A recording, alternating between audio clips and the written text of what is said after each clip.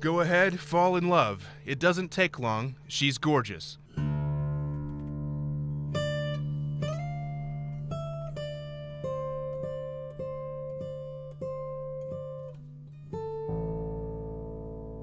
You're looking at Mia Dupont. She's 7 years old.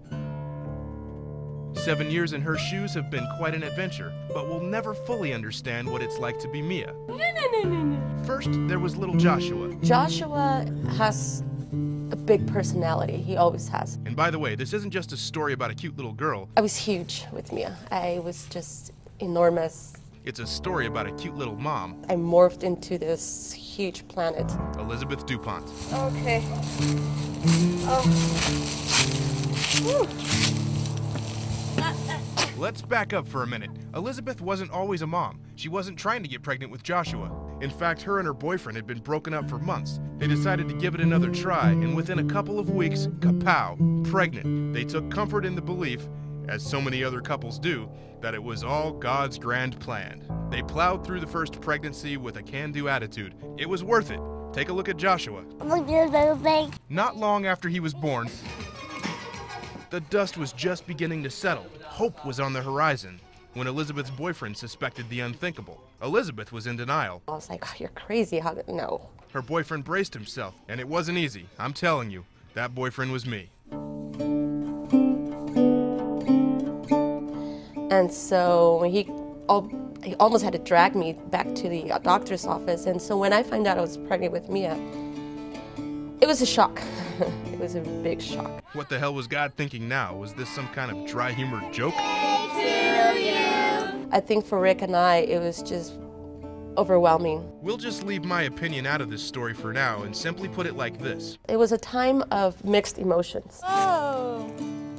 Hi, Grandma, Grandpa. It was in the middle of the night, must have been like 2 o'clock in the morning, and I wake up and all of a sudden I realize I'm about to go into labor.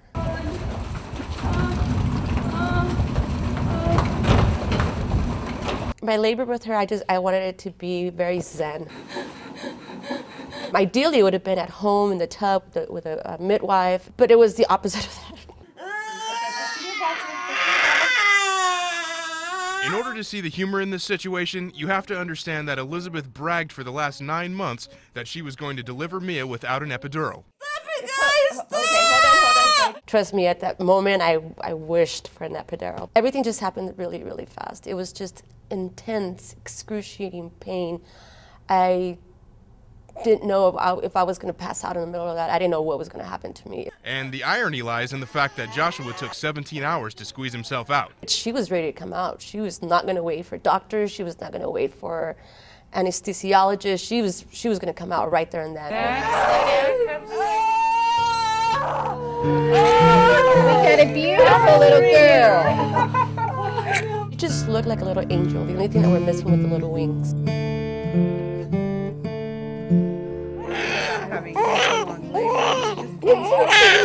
She was so beautiful. You know, when babies are first born and some look all wrinkly and you know, not very cute. Well, not her. I mean, everybody. As soon as she came out, everybody was just like, wow, what a beautiful child. And soon thereafter, she opened her eyes and she looked at me, and it was just,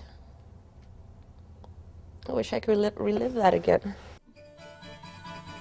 I was thinking of the beginning of a beautiful life together with my husband and my children. I was just lost in her eyes, and she just took to breastfeeding like a champion. There she goes. Good. This is probably a good time to explain why I had the foresight to bring a tripod into the delivery room. Elizabeth was really into breastfeeding. I was a breastfeeding advocate. She spent many hours of her pregnant life hunched over topless women and hungry babies, teaching them both how to use the breast in ways I'd never imagined. We set out to shoot a breastfeeding documentary, intending of course for Mia to be the test dummy for my wife. And he's gonna start sucking. The sensei. Let's just talk to him. The Jedi of lactation. We even went to the mother's milk bank. It was like being on a farm. Well, this didn't turn out to be a breastfeeding documentary, but here's a shout out to all you ladies who gave it the old college try. Stayed up late nights, milking yourselves while battling sleep deprivation and resisting the urge to shove a bottle down that kid's throat just to shut him up. My hat goes off to all of you.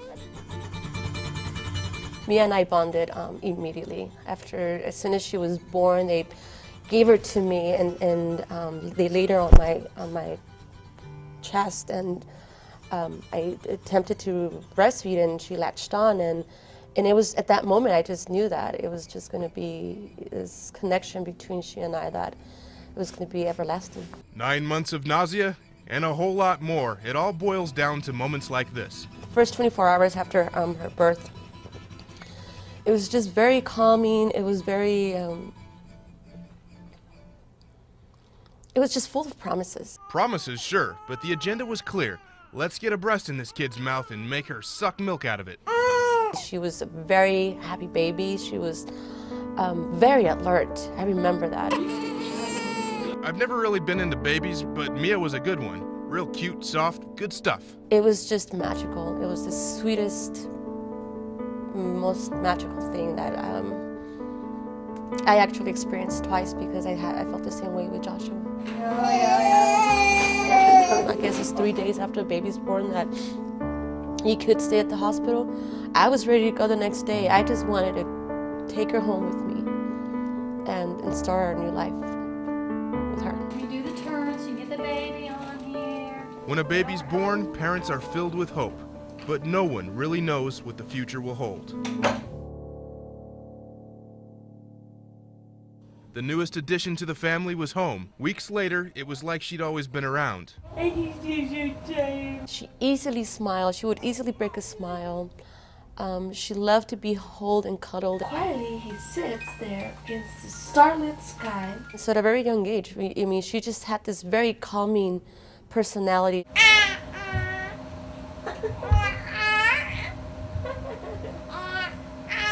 Time in our lives seems to be divided by the cities we lived in. After Austin, we moved to Phoenix.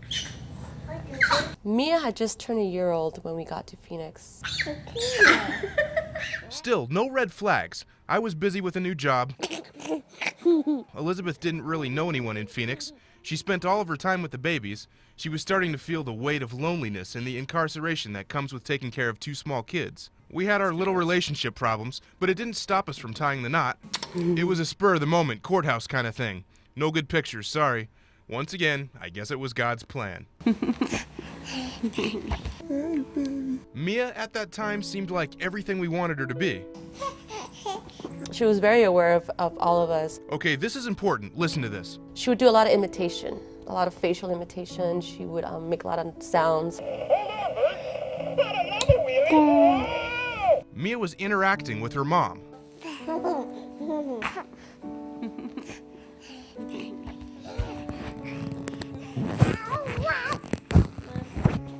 She would mimic and make sounds and try to speak. Yes, she was trying to speak.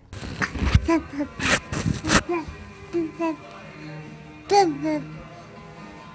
baby. Hi, honey.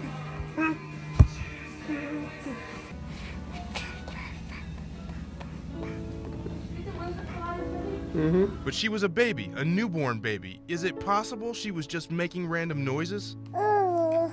No, she was communicating.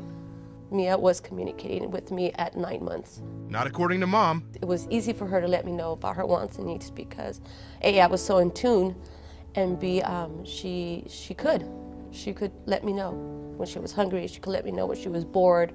She could let me know when she wanted to be held. She could let me know when she wanted to be changed. But Elizabeth's not a doctor, just a warm-hearted breastfeeding educator. It's about time we got every family on camera. Who is she to decide if a baby is developing normally? It's just those little things, you know, when you have a baby, and it's just those little moments that your love and your connection with that baby is getting stronger and stronger. And so I shared a lot of those moments with her. I would put her on her bed and I would sing to her and I would read to her, and she would just gaze at me, and she would just she was so in tune as to what I was saying, what I was reading. And she just loved it. She loved that attention. She was spontaneous. She was curious. Curious about her surroundings and curious about the world. She mostly, I think, enjoyed her brother.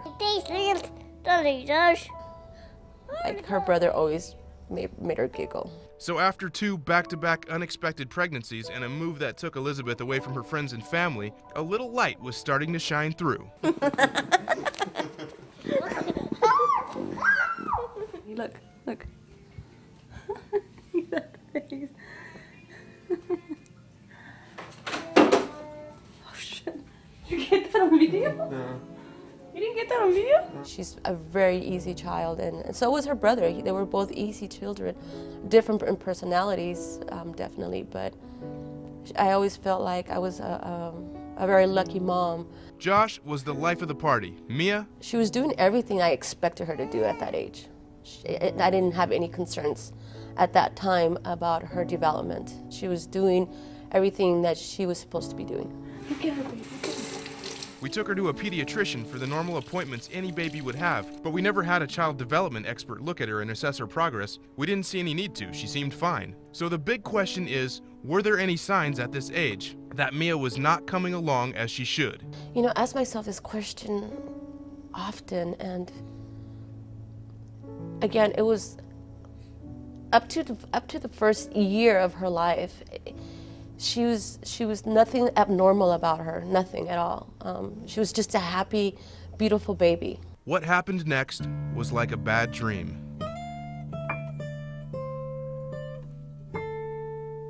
I wish I could have protected her better. I wish I could have followed my instincts. It's hard for me to talk about this because no one told me the risks. No one mentioned anything. Ironically, to say the least, Elizabeth had conquered her postpartum anxiety by taking some classes at a nearby school. She'd immersed herself in a research paper about the dangers of vaccines. Not long after that paper was turned in, it was time for Mia to get vaccinated. My wife wanted to wait and do more research. I put my foot down. So we bring her in, and they give her a round of vaccines. It was about 5, I think. It was 3 in one on one thigh and 2 on the other one. So it was a total of 5 vaccines that she got that day. To me, that always seemed a little extreme, but you know, hey, they're the professionals, they know what they're doing. Family policy has always been, if the kids are getting shots, my wife steps out of the room because she can't stand to see them in pain. I'm the bastard that holds their little arms and legs while the nurse shoves a big needle into them. I come back and she's got like almost a shock-like look on her face, and her eyes are red and puffy, and her forehead, it was just really bright red.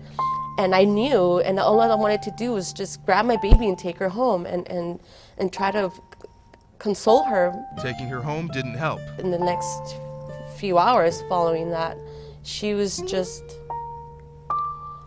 I couldn't really console her, make her feel better. For some particular reason that time around, she was just unhappy. And she stayed unhappy. Mia was sick with high fevers. And so I called the doctor and I said, you know, my daughter, I brought her in yesterday and she got her vaccines and now she's had fever all day. We'll just give her Motrin, you know, and if fever doesn't disappear, bring her in. They checked her ears to see if she had any ear infections. They couldn't find anything wrong with her. Elizabeth had no choice but to bring her back home and hope for the best, but something was different about Mia. It almost seemed like in some way, some emotional stress. That adorable smile she always displayed was gone. She stayed sick for 2 weeks. But it was more. It was just like something, something was wrong. I remember bringing her in again for the second time, and again, they couldn't find anything wrong with her. And so this continued for about 2 weeks. Then finally, I just gave up. I said, okay, there's nothing wrong with her. Maybe she's reaching the terrible 2s, where she's just unhappy a lot now. And it all unraveled from that point on. In the months that followed, Mia's personality then, it was just not obvious. It wasn't an apparent personality. It was just one of those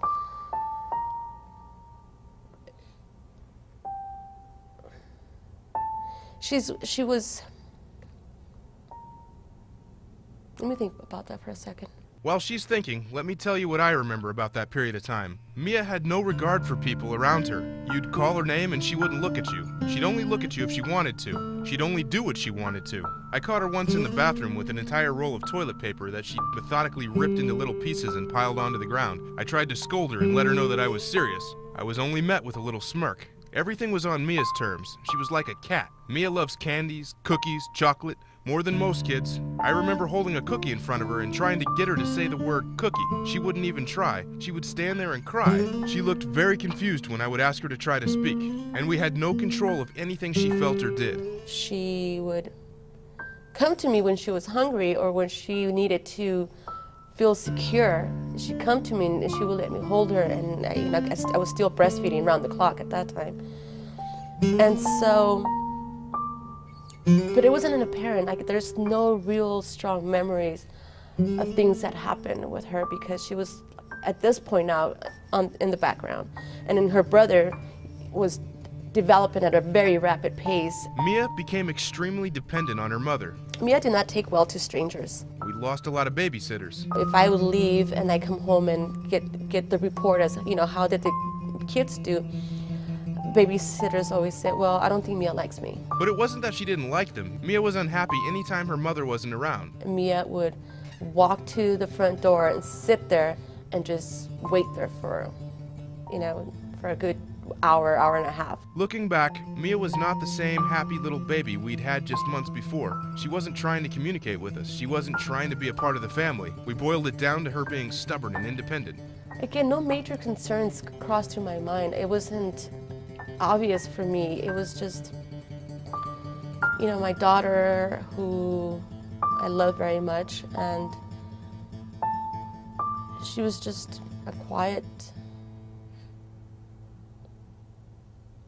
she was just quiet.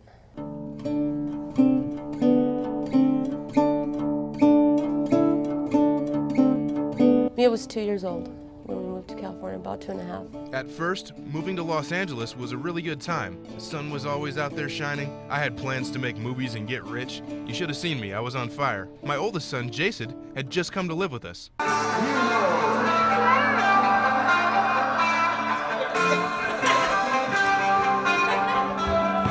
Now the family was complete. How can I be sure? I got a vasectomy. Mind your own business. Mia was still Mia. We loved her just the way she was. And with all of the changes, we really didn't pay much attention to the fact that something might be seriously wrong with her. I came to visit my parents, and my mom noticed that Mia was not talking. Okay, Mia, that's enough. To me, it was like, well, gosh, Mom, Josh does all the talking for everybody, so no, don't worry. And then I came to visit again on that same year, but on Christmas. And my mom noticed it again. And so she brought it up to me. She's like, Mia's not speaking much. She's not really, And it was, to me again, I was just like, well, she does talk. I mean, I've heard her talk before. I went back home, and that kind of stuck in the back of my mind. I decided to look up speech delay. So I typed in speech delay, I Googled it. And there it was, across the board, autism. And for some reason, when I saw that word autism, my heart skipped a beat. And I was like, no, but there it was. No matter where I search, autism. So I clicked on autism and saw or read characteristics of children with autism. And I'm like, that's not my daughter. And I turned it off, and I was kind of like, wait, no. Yet, my heart was racing really fast, and I tried to act really strong and just say that's absolutely not, it's inconceivable. And as soon as my husband walked in through the door, I broke down, and I mentioned it to him. And of course, he as well was, no, you got too much time in your hands. 2 months later, she was diagnosed.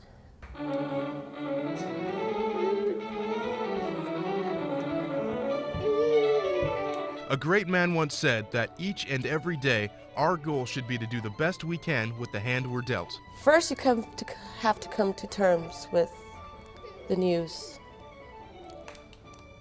What does it mean when you get a label? What does it mean to me and to my family, and most importantly to my child?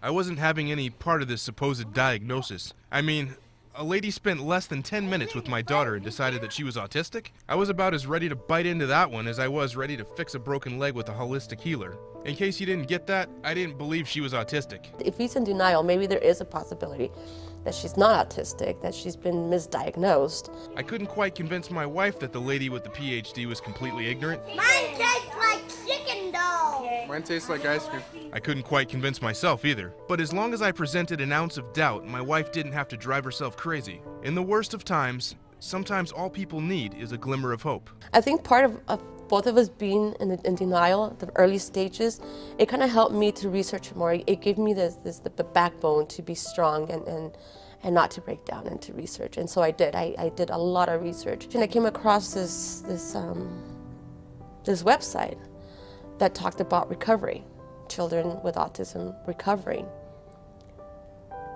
Wow, that was great. Children are recovering from autism? What was that all about? I started reading about it and I never looked back. To me, it's like my child is going to be one of these children who are going to recover. And that's the path I took. That path, and bear with me if you've heard this stuff, that path started with changing Mia's diet. Anything with wheat or cheese was out. These foods caused a strange allergic reaction that affected her brain. Too much sugar caused problems with yeast. It wasn't easy explaining to this little child that she could no longer have pizza, macaroni and cheese, or chocolate cake. Mia loved food. The diet to me was not the hardest thing, actually.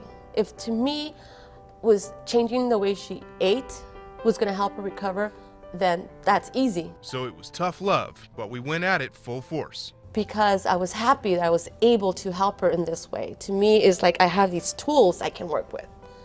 You know, I don't have the help of doctors, I don't have the help of other things, but I have these tools, I have these things that I can do to make her feel better. And she did feel better, but changing her diet was only half the battle. For better or for worse, my wife discovered B12. B12, it's like a miracle. I had heard about B12, it was a new sensation. Kids were responding really well to it, so I couldn't wait, and so we went and sought out a DAN doctor. DAN stands for Defeat Autism Now. These doctors dedicate their lives to helping autistic kids recover through alternative treatments. We found our first DAN doctor in Venice Beach, California. We took Mia to her right away. And the first thing we put her on was on B12. We had to give her the shots at home. And wow, they worked. It worked. And after B12, she started repeating things, and she started naming things, and she was actually talking.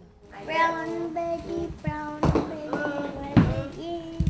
I came home one night, a week after we'd been giving her the shots. She was sitting with my wife, looking through a book. Mia was pointing to objects in the book and naming them with no trouble at all. I was getting reports from school how Mia was just talking, and it was just like a miracle. It was a miracle. Wow. Best you could be the frog. The wash could be the frog. She knew colors, numbers, foods. It was like she had this information already, but she just couldn't put it into words. This is a kid who made minimal effort to speak. And now she was speaking. Not so much the conversationalist her brother was. She would just list things and want verification that what she was saying was right. The wash could be the frog. Take picture could be the frog. Or she would repeat things we'd say. What do you see? In fact, I used to call her the Repeatosaurus. But the fact was, she was talking. I felt like finally, this is it. You know, I'm getting my daughter back. Not the chip. Not the chew. Yet, in some ironic twist, it was like we'd made a handshake deal with the devil.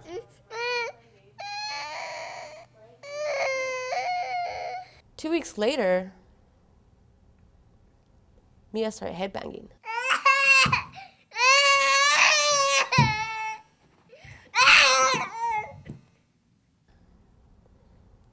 Mia started peeing on herself. Mia regressed. B12 caused sensory issues that we'll never understand. One minute, Mia was smiling and very in tune with the people around her, and within seconds, the wind would just change directions and she'd throw a fit. Where she is screaming and kicking and crying and hurting herself and hurting others. And so it was just devastating. It was a nightmare. Don't hurt yourself. On a scale of 1 to 10, this fit is about a 6, 6.5. Come here, baby. It's okay, Mom. It's okay.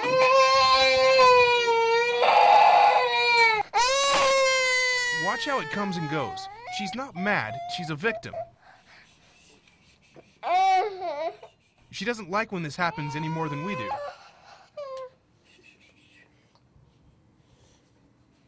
Zoom into her face. Make sure you show her the real tears. It's not just a fit.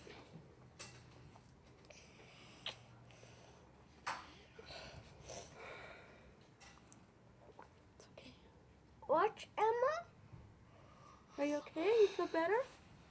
Watch Emma. Do you feel better? Watch Emma. It affected us in ways that I could have never imagined. Our boys had to grow up fast. I'm pretty afraid. Why are you afraid? Well, because Mia, she could pinch me or something, or bite me when my foot is coming past. I just feel bad for her. Why do you feel bad? Because she has autism. She's my sister, and I love her just like my mom. We could no longer present ourselves as the all-knowing, powerful parental unit that had all of the answers in life. In fact, we didn't have any answers and we were out of ideas. We found a new Dan doctor, Dr. Kurt Willer. It's not just picking a Dan doctor, it's choosing one that is compatible with your family. Seriously, I mean, you're literally putting your child's well-being in the hands of something that's still considered experimental. According to the research my wife had done, Dr. Willer was one of the 2 best Dan doctors in the nation. His specialty was B12. Yay! We're gonna go see Dr. Willer! The first visit to his office was like that trek to Mecca that Muslims make. But once again, the feeling that there might be another road to travel, that there might be a day when the word autism is part of our distant past. Hi, how are you? He was very thorough with his questions. Can I peek in your mouth? Can you go, ah? There's a big misconception I mean, she looks kind of bloated. that kids with autism All right, have problems because they're autistic. let me feel your neck here, honey.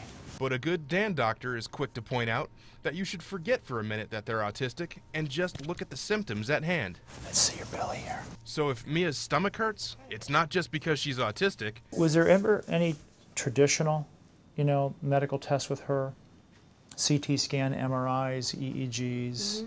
Yes, I have all that with me. Sounds simple enough, but you'd be surprised how many problems get boiled down to being a weird part of her neurological disorder. Dr. Willer did what any good doctor should do. Any history of eczema? He asked a lot of questions. He was very thorough with his examination. He treated Mia like a sick kid without a label hanging over her head. I mean, is she a real high-energy kid, sort of constantly on the go? And with the answers to those questions, it was time to let the healing begin. Just an FYI, I'm really having a hard time with my voice, so I need to drink tea. Okay. All right, Doc, let's get to the kid. In most kids coming to my office, for the first time, they're usually very apprehensive.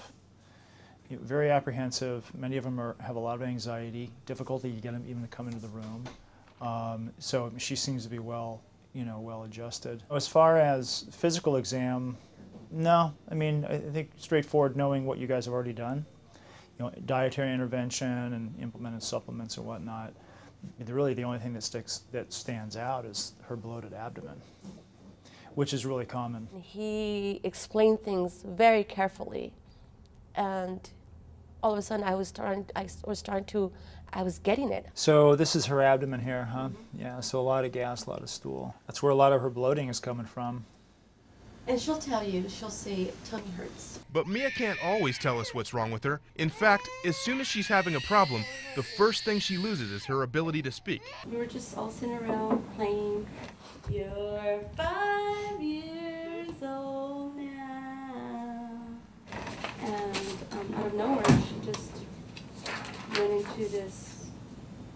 cage fit.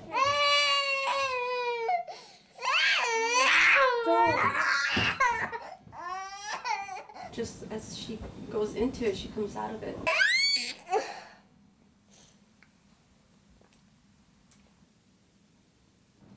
And in the gist of it, she doesn't really want anybody, comforting her. She doesn't want to be touched. And these will last how long?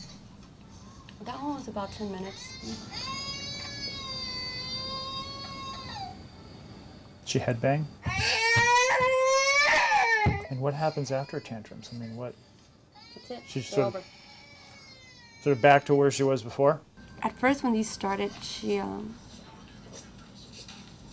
would get, her whole body will stiffen, and she would throw herself back, and then she would urinate. This is a girl who had basically potty trained herself. She would let us know when she had to go. Then she would go to the bathroom by herself, wipe, flush, the whole 9 yards. Okay. She had been potty trained for 2 years, and I would say since the summer, now she's back to pull-ups. I think after her first B12 shot is when she started having a lot of accidents. After B12, Mia was completely unpredictable.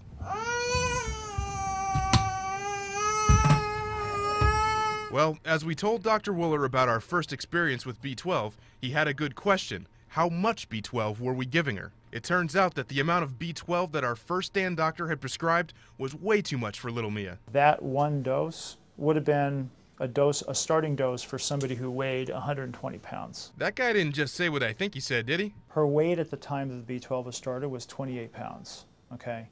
To figure out your dosage, you take pounds divided by 2.2 to get kilograms, and then you multiply that by your microgram dosage. So you figure 28 pounds, right, divided by 2.2 is 12.7 kilograms times, what did I say, 75? Mm-hmm. So 940 micrograms. Well, rounded up, it's 1,000.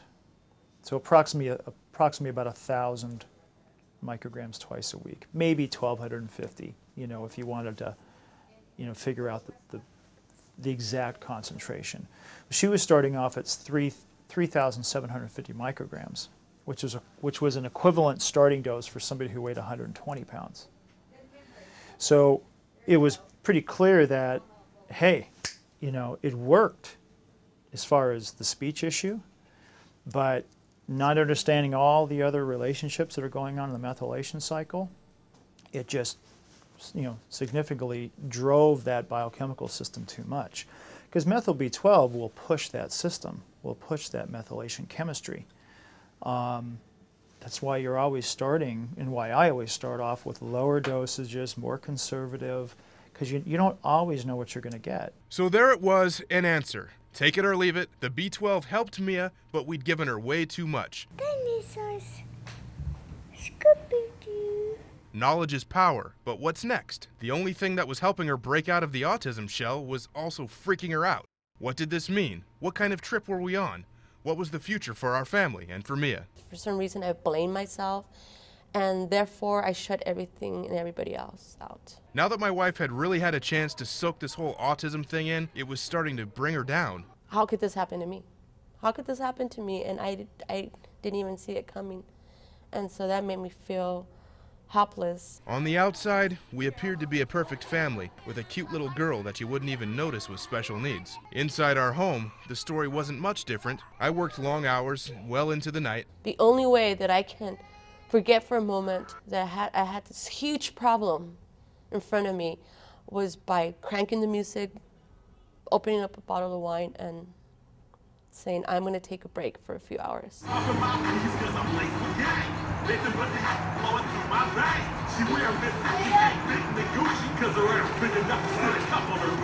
No one knew what I was feeling. Even though they were going through their own emotions in their own way. Nobody knew what I was feeling. Nobody could understand.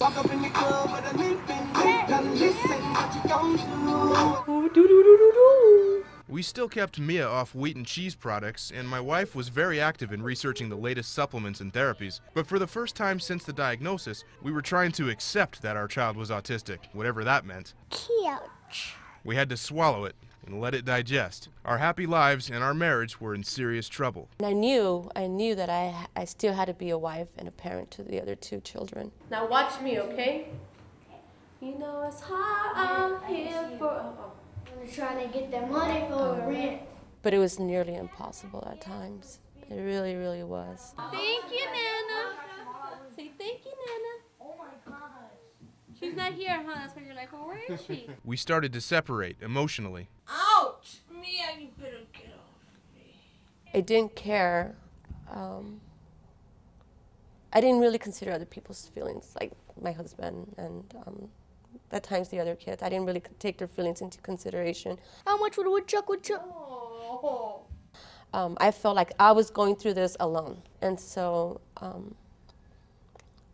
that caused a lot of tense moments in our family. I was extremely, extremely bitter. They don't do that. Because, you know, I often would stop and say, what have I done in my life? Who did I offend? Who did I hurt? What have I done in my life that now this is coming back to haunt me? The only mistake that she made that I knew of that might be coming back to haunt her was that she'd stopped having a lot of sex with me. That was very concerning to me. But somehow, I didn't believe in my heart that God was punishing her for that. All kidding aside, it's human nature when something goes wrong to point the finger at someone or something. I was very upset and I was very mad and who am I going to blame for this, you know? Who is to blame? The question remains, did we point the finger because we needed a head to roll, or were we rightfully angry because we'd realized the horrible truth? I started doing more research, I started reading more on it, and then I realized, holy crap, it was the vaccines. Vaccines actually did this. And so it was a whole new world of madness for me. I was upset. If I was upset before, this time I was really mad. It wasn't like we'd taken the time to blame a heavy vaccine schedule for Mia's neurological disorder yet, but after reading about other children who got the shots and suddenly regressed, we were forced to look back and ask ourselves the big question. And the more we looked back at the details, the scarier that question became. Why? Why would they do this to my daughter? Why would they do this to so many kids? And no one's taking responsibility for it. To be fair, my wife's kind of a minor league conspiracy theorist, which is why I didn't take her advice about the vaccines in the first place, but she's also very educated on the subject, and she has a lot of good points. I really began my investigation while I was logging through these tapes. What was Mia like before the vaccines? What was she like after? While writing the script for this documentary, my opinion has been the same as my wife's. I've pretty much accepted that a heavy vaccine schedule at an early age caused my daughter's neurological disorder. But while I was trying to find video of Mia talking right before she was vaccinated, all I found was this.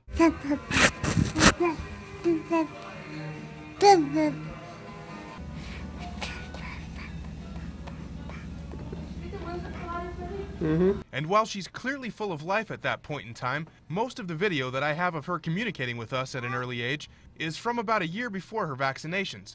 Autistic children are known for starting out fine and then regressing. So the new question that I was forced to answer was this: did she start regressing on her own before the vaccines, or did the regression begin immediately after the vaccination? I refused to go any further with this documentary without digging a little deeper into this question. And just because I couldn't find lots of video proof that my daughter's communication skills were what they should be right before the vaccines, doesn't mean they weren't. It was time to interview Elizabeth again. Do you really remember her talking as much as she was in Austin?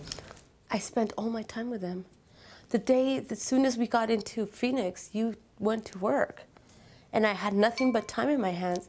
And all I did was took care of 2 babies and painted the house. Mia was helping me decorate it. She was telling me, I'm like, okay, we're gonna put a little teapot here. And she would say teapot. And we're gonna put, we're gonna put some balls over there. What color is this ball? So yeah, maybe it's not caught on video, but it's stored in here. Okay, so you're sure about that? I'm sure. Our lives have been permanently altered. My wife, some nights, still cries herself to sleep. And just beg God to have mercy on me. It's been 2 years since we left Los Angeles. Mia's still on a strict diet. She still wakes up to a parade of supplements. One of those supplements is not B12. Elizabeth tried giving it to her again using a smaller dosage, but she didn't take well to it. Maybe if we'd started her with a smaller dosage in the first place, it would have worked miracles without side effects. But now, my little girl is coming to life. What do you like better, French fries or potato chips? Potato chips? Okay. What kind? Pan by pan. What kind? What kind of potato chips? Barbecue or lime? Barbecue. Okay. What do you like better? Do you like McDonald's or Incredible Pizza? Incredible Pizza. I knew it! Chuck E. Cheese or Incredible Pizza? Chuck E. Cheese. Yeah? Okay. Do you like chicken wings? Or do you like shrimp? Chicken wings. Chicken wings, huh? Do you like, what do you like better, water or milk? Milk. No. What kind? Water. Water. Because you can't drink milk. I have parents who will question and say, are you sure she's autistic? Who do you like better, Joshua or Jason? Jason. Really? Mommy or daddy? Daddy. Who? Mommy. Yeah, mommy, that's right. She actually is a little girl now. She is girly and she loves makeup and she loves her hair done and she loves to play with toys and dolls and she's into Tinkerbell. She's into The Little Mermaid. She's completely in tune with the rest of the world. Things that seem very bleak for her are now emerging. She loves to play and she loves to be with her family. She absolutely loves that. I'm bringing you the whole city of El Paso live.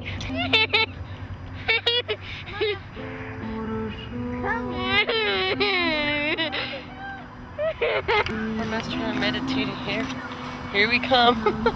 Disturb the peace. Mia is still dealing with autism. Mia's not completely recovered. There are days when it's right in front of our faces. You gotta excuse her. She's a little wacky today because she found a box of chocolates yesterday. She ate a whole box of chocolates. She still has sensory overloads. She still has digestive issues. Which means she's still throwing huge fits. There's still so many things that I need to unravel the mystery. It's literally a mystery. In the world of autism, parents are pretty much left with the task of recovering their children. In our experience, most doctors, insurance companies, school districts, and family members simply don't understand that what we're dealing with is different than anything anyone's ever dealt with before. That means the behaviors are different, the symptoms are different, and the school of thought should be different too. If we don't have the support from the community, from the medical community, then us parents, we're left literally on our own to do our own investigation, to do our own research, to try to pinpoint what are our children's issues. And I'm talking in a medical standpoint. This isn't a story about a little girl who beat the odds and recovered from autism. This isn't a story about the controversy surrounding vaccines. This is a story about a beautiful little girl who's taking on the challenges that life's thrown her way and doing the best she can with the hand she was dealt. I hope for Mia's future that she's gonna have a full recovery. And a mom who's still on a mission. She's gonna learn how to drive. She's going to pick out her first car. She is going to go to the prom. If there's one message we'd like you to take back into your lives, it's this. We, the parents, are the ones who are going to make the biggest difference.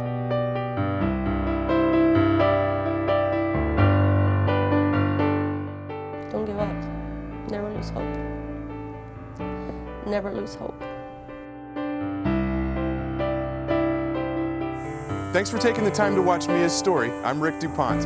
We all know there are many more stories of autistic children that still need to be told, and that's exactly what we aim to do, tell more stories like Mia's. We're counting on you to help us find those stories and to donate generously so that we'll have the resources to do it right.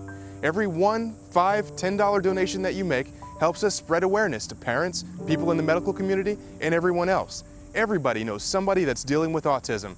So go to the donation page on our website. You'll be able to email us with story ideas, Add your name to our contact list so we can let you know when the next story is done, and you'll have a chance to support our effort to tell more stories of families living with autism. Thanks again.